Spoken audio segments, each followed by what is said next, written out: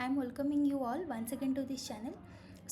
In today's session of Fortran programs, we will see how to use subroutine in a Fortran program.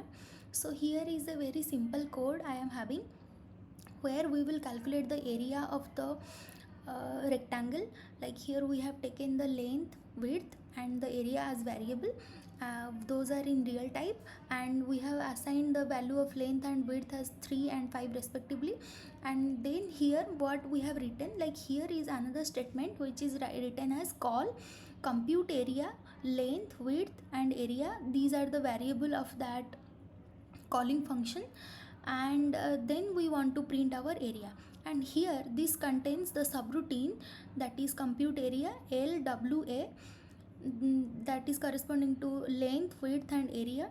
And here the here the input variable we are having L and W, and the output variable we are having area.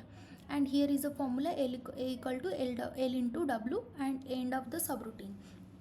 So last class also we have seen that how to use function in our Fortran. So there is very simple difference between Fortran and between this function and subroutine is that function will always return to us a single value. So when we want some single value, then we can use function, that is fine.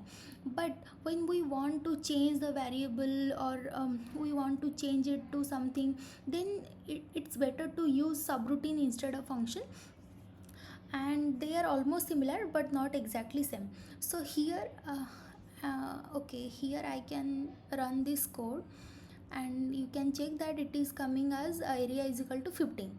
So here also I have taken the same code as what we have done before, that this is the kind of function. And here you can see there is no call statement in function.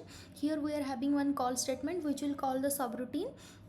And here what we are seeing, that this program contains a function which will calculate the square of that number, and here it is returning the square of a number as 6 number, that is 4, which is and the square is 16. So this is the main difference between subroutine and function, that it can return single value. And here we can, if we want to do modification in between our code, then it's always better to use subroutine. Okay, so this much for today's session, and thank you all.